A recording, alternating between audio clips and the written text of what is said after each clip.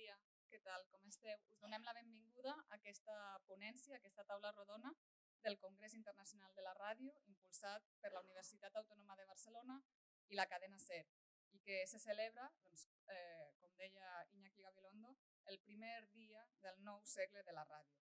Avui encetem aquest segon segle de la ràdio a Catalunya i què millor que fer-ho tots junts, intercanviant les nostres reflexions, intercanviant les nostres propostes per al futur d'aquest mitjà que tant ens estimem. I això és el que farem també en aquesta ponència, en aquesta taula rodona, que porta per títol la responsabilitat del periodisme radiofònic davant la desinformació. És, sens dubte, un debat necessari i un debat en què haurem d'escoltar totes les propostes per poder intervenir. I és un honor obrir aquesta taula rodona amb la ponència de Miguel Macías. Miguel Macías és un periodista establert a Sevilla, on treballa habitualment per a la National Public Radio dels Estats Units, com a redactor i reporter. Abans de tornar al seu país natal, Miguel va passar més de 2 dècades treballant als Estats Units.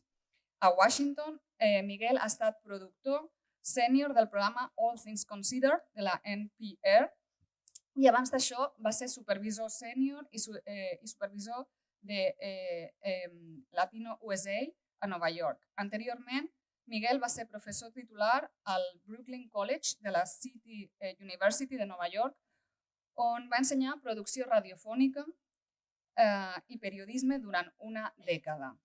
Miguel també s'enorgulleix d'haver treballat com a voluntari formant reporters al Perú, joves a Colòmbia i activistes a Nicaragua, amb l'ONG Mare. Entre altres premis, ha rebut un Peabody Award, uns guardons atorgats a l'excel·lència d'emissions de ràdio i de televisió als Estats Units i també ha estat mereixedor d'un Ondas de Ràdio Internacional.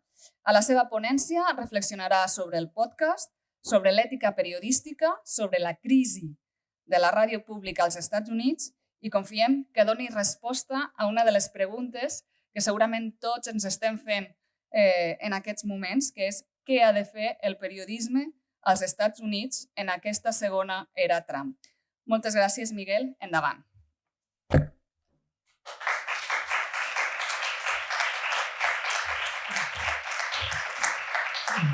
Buenas. Bueno, voy a hacer la ponencia en español, si os parece bien. Yo creo que probablemente hay más hispanohablantes aquí que angloparlantes, así que procedo en español. Bueno, pues como ha dicho Nereida, soy Miguel Macías, yo trabajo ahora para la NPR, aunque soy, bueno, lo que viene siendo un falso autónomo. Todos sabemos de los medios lo que es eso, ¿no? Yo he vivido un proceso de precarización voluntaria durante mi carrera profesional. En vez de lo contrario, he ido de más estable a menos estable, pero porque he querido, no porque me hayan obligado. Y hoy por hoy pues trabajo para el NPR como reportero, como editor, y estoy bastante metido en toda la cobertura de las elecciones y todo eso, ¿no? Hoy voy a hacer 2 cosas que no me gusta hacer. Una es dar mi opinión y la otra es especular. 2 cosas que se hacen mucho en los medios españoles, por cierto. Tiene su cosa positiva, su cosa negativa, pero sí que es verdad que habiendo sido formado en los medios estadounidenses, se me ha inculcado no dar mucho mi opinión, pues sin embargo voy a dar mi opinión un par de veces. Mi ponencia va a ser básicamente un batiburrillo de tópicos, no tópicos, sino de temas, empezando por la radio pública estadounidense y dónde se encuentra ahora mismo. La radio pública estadounidense, para el que no la conozca, voy a resumir mucho. De pública tiene el nombre solo. No es pública. Básicamente es apoyada por los oyentes, por fundaciones y ha tenido hasta ahora una salud bastante buena cuando se trata de financiación, ¿no? Del dinero que tienen. Sin embargo, últimamente está teniendo problemas, como otras instituciones de medios públicos en Estados Unidos. La inversión de fundaciones ha caído muchísimo. Lo último que le queda así sólido son los oyentes, los suscriptores. Estamos hablando de oyentes pues, que escuchan la radio en donde sea y que deciden dar una aportación mensual a su emisora local. Por ejemplo, yo cuando vivía en Nueva York, pues yo daba $10 al mes. Si quieres dar 10, 1, 100, lo que tú quieras, ¿no? Esa ha sido la base de la radio pública en Estados Unidos y sigue siendo la hoy por hoy. Tiene muy poca financiación pública y aún así es atacada, y hace poco habréis visto Elon Musk en su red X como ha dicho que la radio pública, la NPR, tiene que ser, se le tiene que quitar el apoyo económico, que sea muy poco el que tiene público hasta ahora, que es un 5%, algo así por el estilo. Pero ha sido atacada por esto, por el Partido Republicano, por mucha gente en la izquierda, en la derecha, perdón, porque se le acusa de ser pues, de izquierda, ¿no? Básicamente. Igual que se le acusa al New York Times, igual que se le acusa a otros medios estadounidenses, que sin embargo dan muy poca opinión. En la NPR en particular se nos deja muy claro que no hemos de dar opinión en nuestros reportajes y prácticamente no hay comentarios. No hay tertulias, no hay comentarios personales, son reportajes, son entrevistas. Las opiniones las dan los entrevistados e incluso cuando los entrevistados dicen algo que es gratuito, se le confronta, digamos, ¿no? Pero sin embargo se le acusa de ser de izquierda porque se adhiere a los principios morales tradicionales del periodismo, ¿no? Que no sé si ya a esas alturas tenemos que empezar a decir que son principios tradicionalmente progresistas, ¿no? Volveré a esto un poquito más tarde. Hoy quiero presentar a tres compañeros y compañeras que van a hablar un poco del... Primero, Theo Balcombe va a hablar de su visión desde el punto de vista del boom del podcast en Estados Unidos. Theo Balcombe es la editora fundadora de The Daily en el New York Times.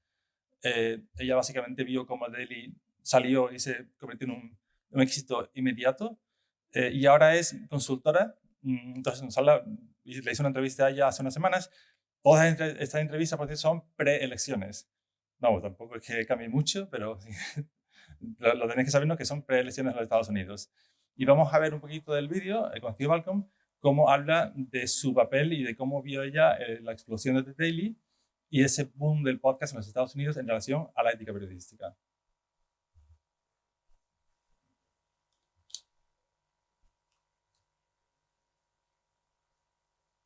I didn't know that we would get so big so fast. And I think a lot of that was because nobody could account for what was going to happen in the news cycle around us.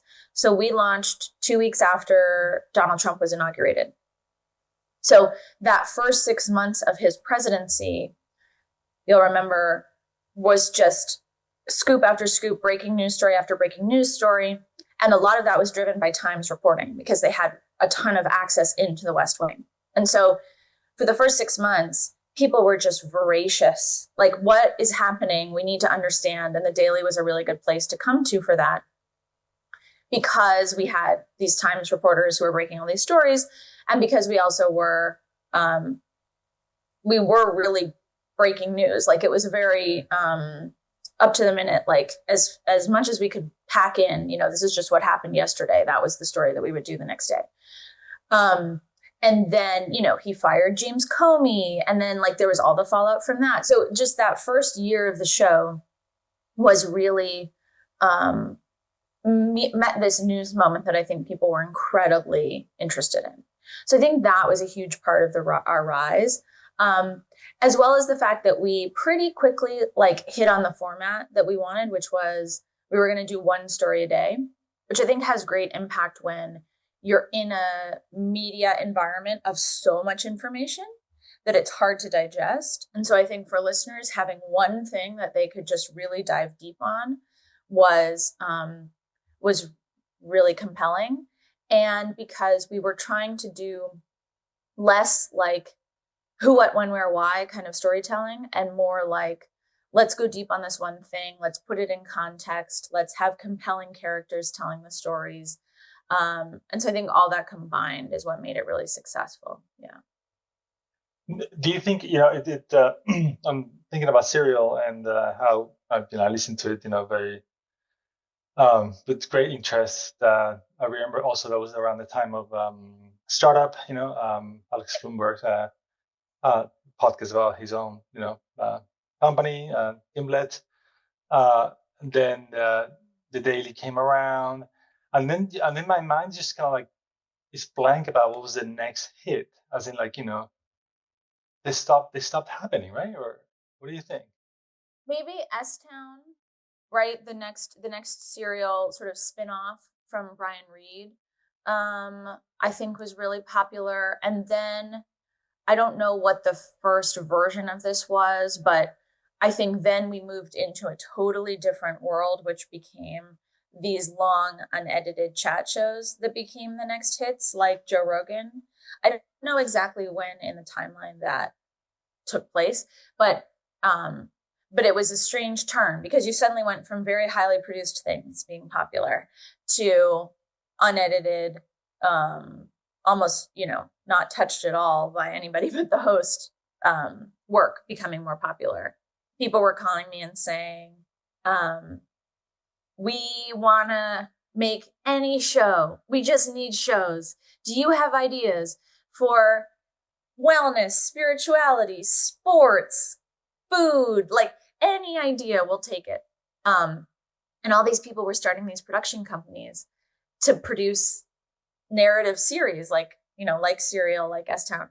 And I would say, well, who's doing the reporting? Like, where are you getting the reporting? And they were like, oh, well, we'll figure that out.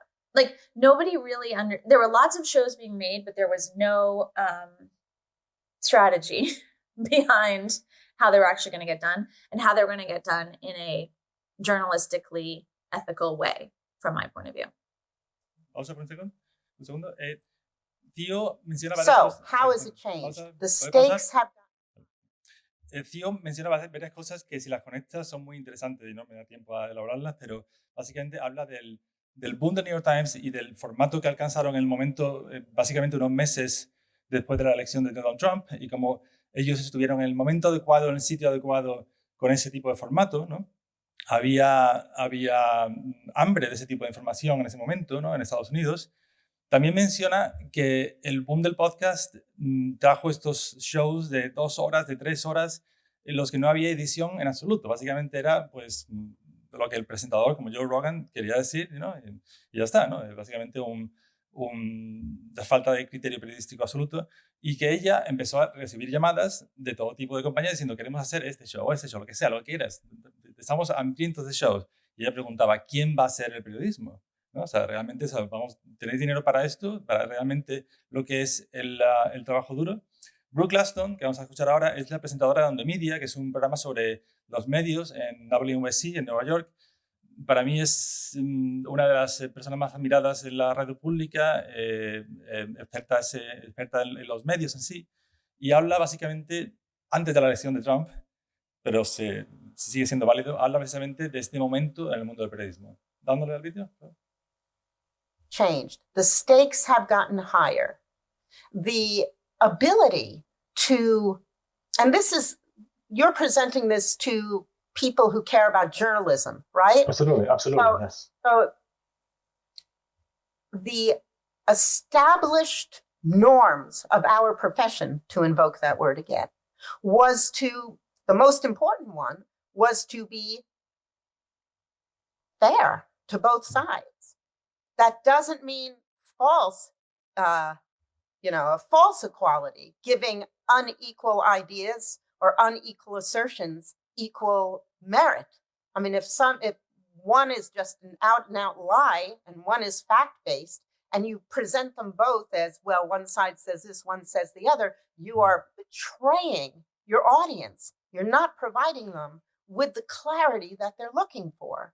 But the appearance is something very different. The appearance is that you are biased towards the Democrats, who, though they certainly lie, are far less mendacious than the other side. I mean, it is not the driving goal to simply make people believe things that are wrong. Yeah. And it is on the other side. So you either have to sacrifice the appearance of credibility, or you have to be credible according to your own values. And this is the struggle that many, many mainstream journalists have found themselves in. We have to understand that our role now is to provide contextualized information at whatever price it is in our listenership.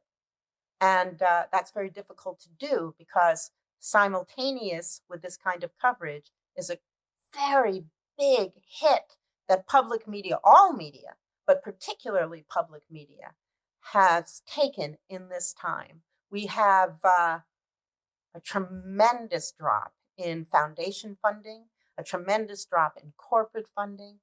The only place where we've held up is in the place that has always been the place we rely on the most, which is the membership funding, the individual donors. Sigue. Vamos a seguir con Martínez. Seguimos. Ahora lo presento después. See, this is the thing. I don't know if we compete with fake news or with news that doesn't kind of take its time in reporting things. I think people know what they're getting. I think people kind of know what they're getting, and they seek out what they want. I think that's where those news organizations, if you can even call them that, that's their lane, and they're fine with giving their listeners what they want to hear. I mean, in some ways, I guess we do the same thing, but we don't widen our boundaries for the sake of trying to get more ears. We're still who we are. We still do the job that we're supposed to do, that we're expected to do. But we're not necessarily trying to stretch our boundaries to try and grab more listeners. What I hope we don't do is change our values. In other words, get so frightened over what's happening that we decide to change who we are and change our core, our DNA, our essence. I hope that doesn't happen. And I could see it. I could see a day where, because ultimately it's about survival. And if you're not surviving, you tend to get desperate. You tend to kind of look and do things that maybe you wouldn't do in order to survive. But I think we're in a very exciting stage right now, in that in the last 15, 20 years, there's been a flood, as I said, of more competitors for people's ears, through podcasts, through news organizations that have sprung up. And I think that's okay. I think that's okay, because there's always that wave that comes, and then the wave subsides. And what's left will be the people and the organizations that don't sacrifice their values, that don't sacrifice who they are, that don't forget who they are and what their listeners expect them to be. ¿Pasamos? Voy a dejarlo ahí, aunque hay una introducción más vacío, pero quiero terminar con mis pensamientos. Eddie Martínez es uno de los hosts, de los presentadores de Morning Edition en NPR, el programa de la mañana bandera de la NPR. Y veamos si conectamos lo que dice Brooke Gladstone y Eddie Martínez. Estamos hablando de una amenaza a la radio pública estadounidense por parte de dos cosas. Primero es la falta de fondos, que no sabemos ahora mismo si es crónica para quedarse o circunstancial. Y la segunda es el entorno político, ¿no?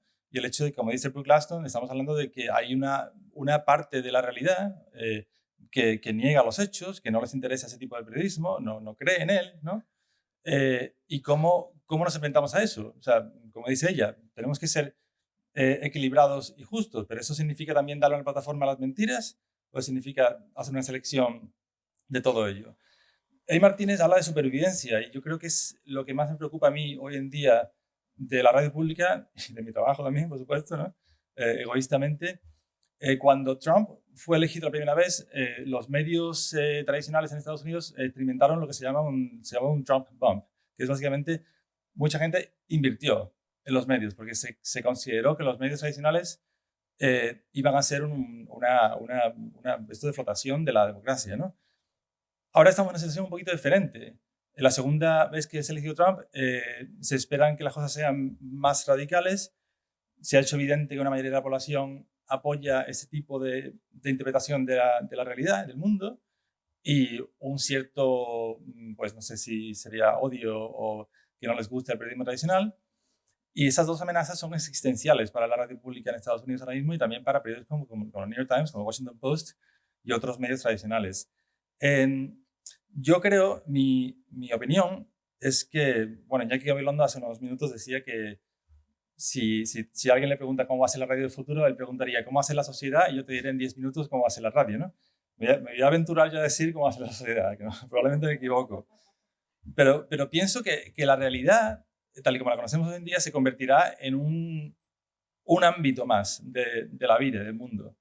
Y habrá, pues, realidad 1, realidad 2, realidad 3, y cada uno elegirá en qué realidad quiere vivir, ¿no?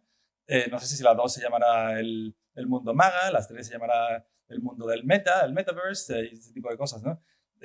Y pienso que yo personalmente me quiero quedar en la realidad 1 y me voy a quedar en la realidad 1. Ahora, eso sí, es posible que eso signifique que tengamos que no necesariamente cubrir los bulos, las mentiras, las cosas que pasan en esas otras realidades, que ya son básicamente elecciones que ciertas personas toman de vivir en esos otros mundos, y quizás sean incluso mundos en los que utilizan el casco virtual y esas cosas, que realmente no estamos hablando de imaginarios, sino bastante tangibles, ¿no? Yo pienso que el periodismo debe de dejar de preocuparse tanto por entender, entre comillas, a esos votantes de Trump, a esa gente que cree en los bulos, porque realmente, ¿cuánto podemos entenderlos realmente? O sea, ¿qué significa entenderlos? ¿Significa entenderlos, lo que dice A. Martínez, abrir los límites de nuestros valores periodísticos? Yo creo que no. Los valores periodísticos son los que son respetables, son los que llaman a punto, y si a alguien no le gusta, pues que no consuman esos medios, básicamente. Esa es mi opinión sobre el futuro de los medios. Y quiero terminar con una cosa, que es que también es verdad, se habla mucho de desinformación, y hemos hablado aquí ya en lo que llevamos de congreso de desinformación. Yo quiero señalar una cosa, y es que la desinformación también pasa en los medios tradicionales. Y solo porque haya ahora desinformación al 100%, absolutos bulos y mentiras, no quiere decir que ahora nosotros tengamos las manos limpias de desinformar en los medios tradicionales. Voy a dar 3 ejemplos muy rápidos. Primero, el New York Times titular hace una semana, creo que fue, con lo de la violencia en Ámsterdam, con la ocasión del partido de fútbol, todos sabemos lo que ocurrió. Bueno, pues al segundo día el titular ya era violencia antisemita en Ámsterdam, esto lo otro. Yo me quedo pensando, bueno, pues ya has puesto antisemita en el titular. O sea, ya has dicho que eso es un hecho, ¿no? Lo que me parece un poquito de desinformación y de manipulación. Yo mismo, haciendo reportajes sobre la Dana en Valencia, he sido limitado a 3 minutos y medio, con lo cual he tenido que seleccionar muchísimo y dejar mucha información fuera. También eso es desinformación. Así que yo pondría el foco en nosotros mismos y en la desinformación en la que caemos a través de la omisión o de la reducción de los tópicos. Eso es todo. Muchas gracias.